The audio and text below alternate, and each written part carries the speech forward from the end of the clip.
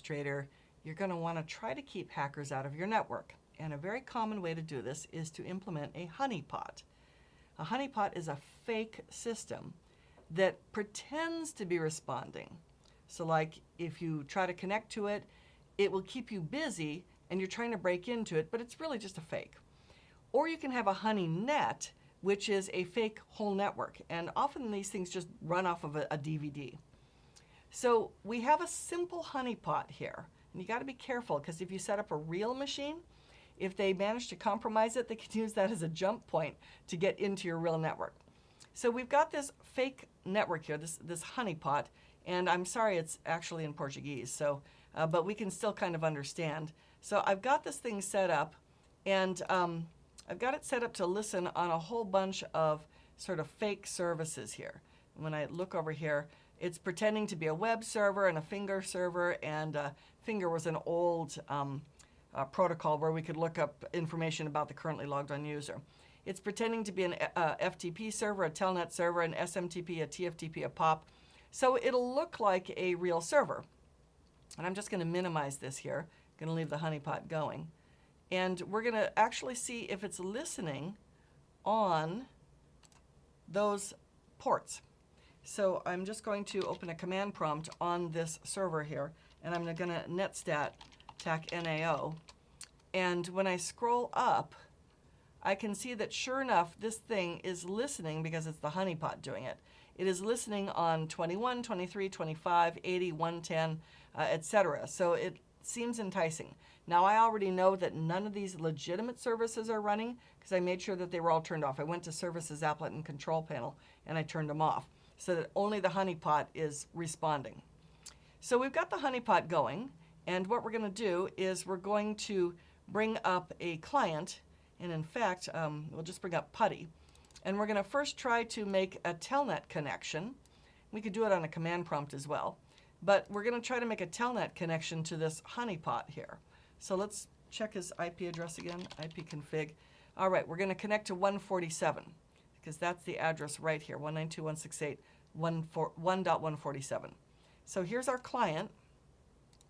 Our hacker is going to connect to 192.168.1.147, and we're going to try to make a telnet connection, and we're going to open it up.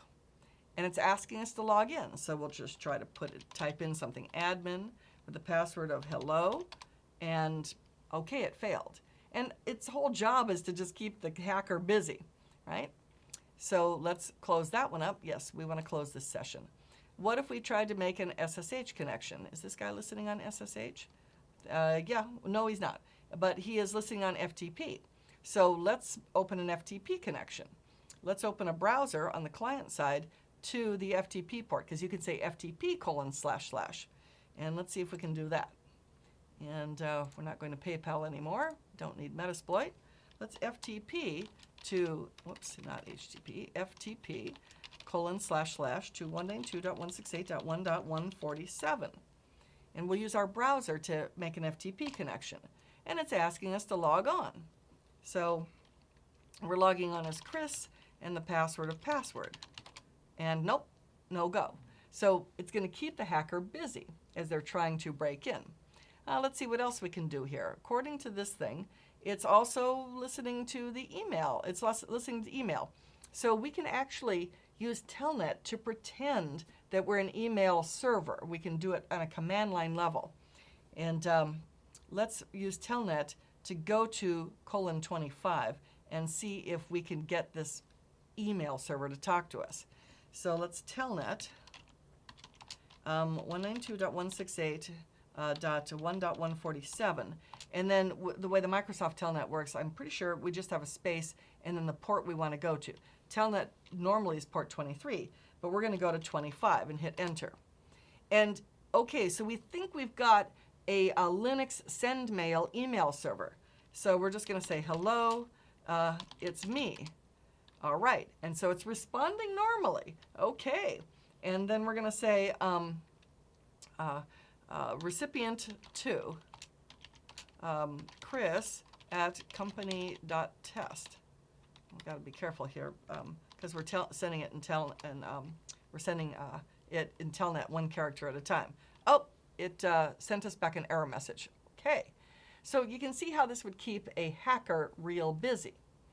And that is the idea of protecting your network from would-be intruders by giving them decoys like honeypots and honey nets.